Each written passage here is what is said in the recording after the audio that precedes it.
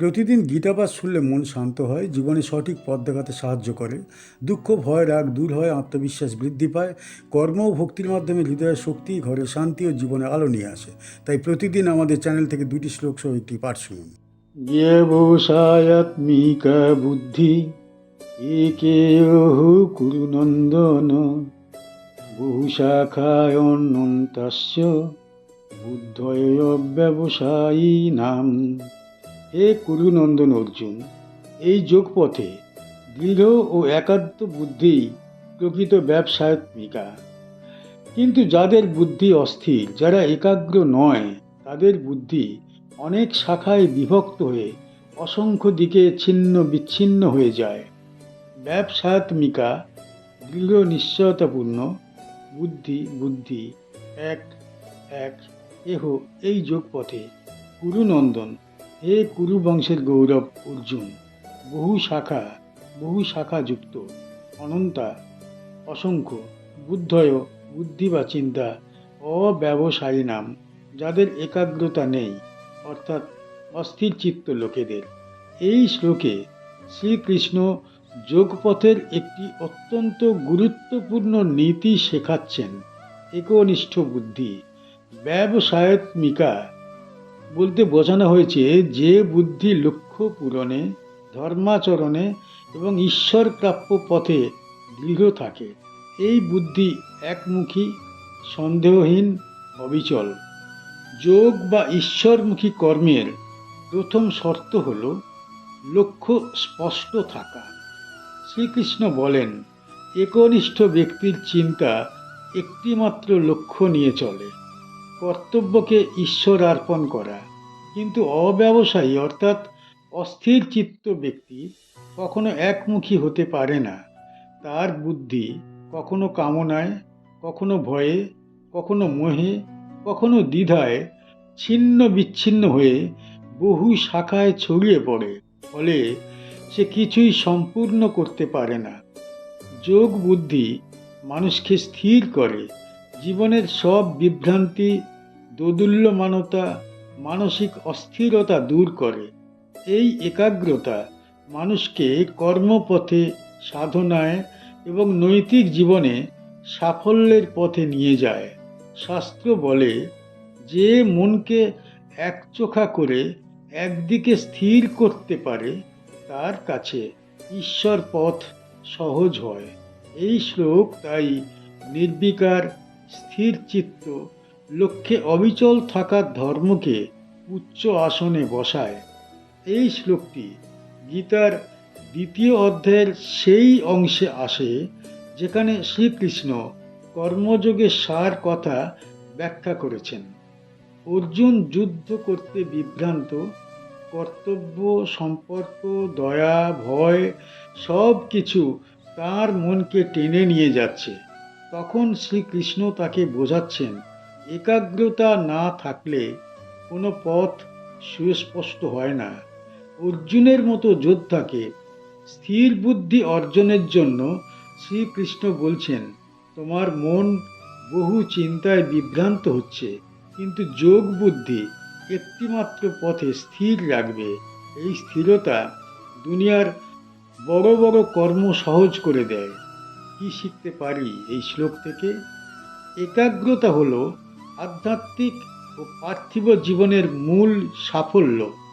যে বুদ্ধি লক্ষ্য ভেদে একনিষ্ঠ, সে দ্রুত এগোয়। অস্থির মন অসংখ্য শাখাতে বিভক্ত হয়ে শক্তি নষ্ট করে। এক সমস্যায় মনোযোগ দিলে তা সহজ হয়, অনেক দিকে ছুটলে কিছুই হয় না। যোগ বুদ্ধি মানে কর্তব্যে দৃঢ়তা এবং ঈশ্বরে অবিচল বিশ্বাস। এটাই ব্যবসায়াত্মিকা বুদ্ধি। মানুষের দায়িত্ব মনকে প্রশিক্ষণ দেওয়া। মন যেমন তেমন নয়, তাকে অভ্যাস দিয়ে স্থির করা যায়।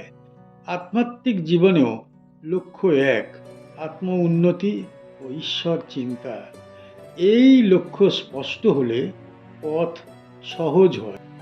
ইমামিমাম পুষ্পিতাম বাচম প্রপদ্যন্তি অবিপশ্চিতঃ বেদবাদরতাঃ পার্থ ন অন্যদস্তিতিবাদিনঃ।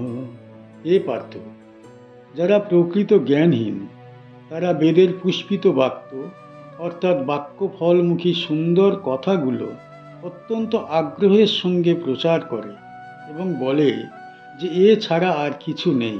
তারা বেদের বাহ্যার্থেই নিবিষ্ট থাকে। জাম, যাকে বা যা, ইমাম, এই, পুষ্পিতাম, ফুলের মতো আকর্ষণীয়, বাক্য, বাক্য বা কথা, প্রপদন্তি, প্রচার করে, অবিপশ্চিত, অবিজ্ঞ বা প্রকৃত জ্ঞানহীন, বেদবাদরতা, বেদের বাক্যে আসক্ত, পার্থ, হে অর্জুন, ন অন্যৎ, অন্য কিছু নয়, অস্তি, আছে, ইতি, এইভাবে, বাদিন, যারা বলে। এই শ্লোকে শ্রীকৃষ্ণ বেদের গভীর অর্থ এবং বাহ্য অর্থ এই দুয়ের পার্থক্য স্পষ্ট করেছেন। বেদে বহু স্তরের শিক্ষা আছে: কর্মকাণ্ড, উপাসনা, জ্ঞান। পুষ্পিতাম বাক্যম, এখানে শ্রীকৃষ্ণ সেই সব বর্ণনার কথা বলেছেন যা ফুলের মতো বাহ্যিকভাবে সুন্দর, আকর্ষণীয়, কিন্তু ফলমুখী। অনেক মানুষ বেদের এই ফললোভী অংশে মগ্ন হয়ে যজ্ঞ করলে স্বর্গ, দান করলে পুণ্য, পূজা করলে ধনলাভ ইত্যাদি। কিন্তু কৃষ্ণ বলছেন এগুলি অবিপশ্চিত অর্থাৎ প্রকৃত জ্ঞানহীনদের বক্তব্য, কারণ তারা বেদের ফলকামী অংশকেই সব মনে করে। তারা ভাবে বাহ্যিক যজ্ঞই শ্রেষ্ঠ, স্বর্গই চূড়ান্ত লক্ষ্য, পুণ্যই সব। কিন্তু গীতার দৃষ্টিতে বেদের উদ্দেশ্য হল আত্মজ্ঞান। স্বর্গ, ভোগ, দীর্ঘায়ু, পুণ্য এসব সাময়িক ফল, আত্মজ্ঞান শাশ্বত মুক্তির পথ। যারা বেদের গভীরতর অর্থ বোঝে না তারা বাহ্য রীতিতেই অবগাহন করে এবং বলে এর বাইরে আর কিছু নেই। শ্রীকৃষ্ণ অর্জুনকে সতর্ক করছেন যেন সে বাহ্য কর্মে আটকে না যায়। এই শ্লোকটি আসে ঠিক সেই সময়ে যখন শ্রীকৃষ্ণ কর্মযোগ ব্যাখ্যা করছেন। তিনি দেখাচ্ছেন বেদে বহু বিষয় আছে কিন্তু লক্ষ্য একটাই, আত্মজ্ঞান। অর্জুন যজ্ঞ, বিধান, ধর্ম, অধর্ম নিয়ে বিভ্রান্ত হচ্ছিলেন। শ্রীকৃষ্ণ বললেন শুধু বহিঃকর্ম বা রীতি ধর্ম নয়, ধর্মের মূল হল উদ্দেশ্যের শুদ্ধতা ও আত্মসিদ্ধি।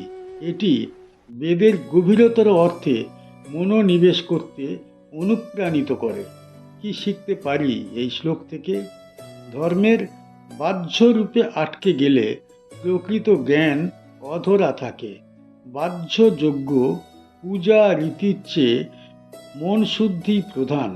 অস্থির চিত্ত মানুষ বাহ্যিক চটকদার ধর্মেই আকৃষ্ট হয়। পুষ্পিত বাক্যের মতো সুন্দর হলেও তা গভীর নয়। বেদ শুধু ফলকামী কর্মের জন্য নয়, আত্মজ্ঞান বেদের সার।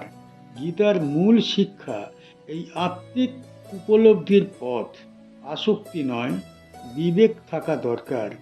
দান, যজ্ঞ, পূজা এসব ভালো, কিন্তু আসক্ত হলে লক্ষ্য হারিয়ে যায়।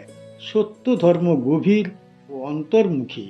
আত্মা, কর্তব্য, ঈশ্বর চিন্তা এসবই উচ্চতর পথ। আমাদের চ্যানেলের গীতা পাঠ কেমন হয়েছে, ব্যাখ্যা কেমন হয়েছে, আপনার কেমন লেগেছে কমেন্ট বক্সে অবশ্যই জানাবেন এবং প্রতিনিয়ত গীতা পাঠ শোনার জন্য চ্যানেলটা অবশ্যই সাবস্ক্রাইব করে রাখুন। দেখা হচ্ছে পরের ভিডিওতে।